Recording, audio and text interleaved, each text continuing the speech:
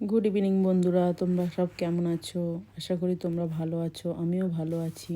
দেখো, আমি বিকেলে টিফিন নিয়ে চলে এসেছি। বিকেলবেলা একটু টিফিন করলাম। টিফিনে কি করলাম সেটাই তোমাদের সঙ্গে শেয়ার করব বন্ধুরা। দেখো, আমি মুড়ি মাখা করছি। মুড়ি মাখার জন্য আমি এই ধনেপাতা কাটছি। এখানে ধনেপাতাগুলো দেখো কত সুন্দর। আমাদের দেশে ধনেপাতা কত ছোট ছোট হয় না? এখানে খুব সুন্দর ধনেপাতা, আর এত টাটকা ধনেপাতা পাওয়া যায় না বন্ধুদের, তোমাদের কি বলবো। খুব সুন্দর ধনেপাতা পাওয়া যায়। তা ধনেপাতা দিলাম আমি, কাঁচা লঙ্কা, পেঁয়াজ, আর দিলাম আমের আচার, চানাচুর দিয়ে মুড়ি মাখলাম। মুড়ি মেখে তার সাথে কফিও হবে বন্ধু। কফি বানালাম।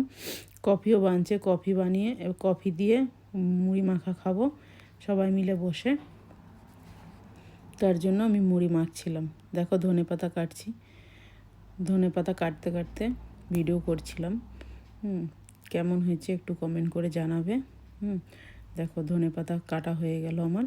ধনেপাতা কাটা হয়ে যাওয়ার পরে তারপরে আমি দেখো সব ধনেপাতাগুলো একসাথে বাটিতে রেখে দিলাম।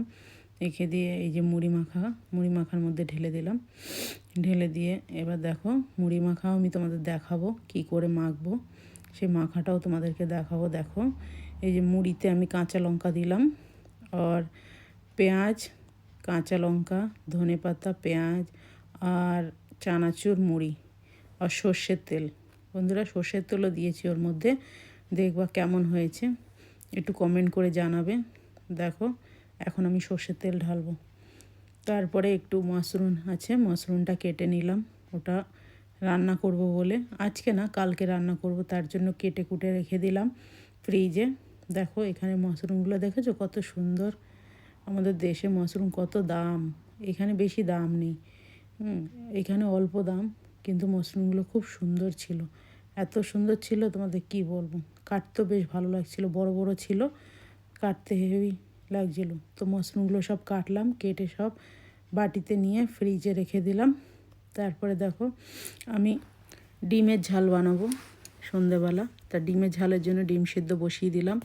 এই যে ডিম সিদ্ধ বসিয়ে দিয়ে তারপরে আদা রসুন পেঁয়াজ সব কেটে মিক্সিতে পেস্ট করে নিলাম। পেস্ট করে নিয়ে ডিমের ঝাল, দেখো ডিমের ঝাল আমার রেডি।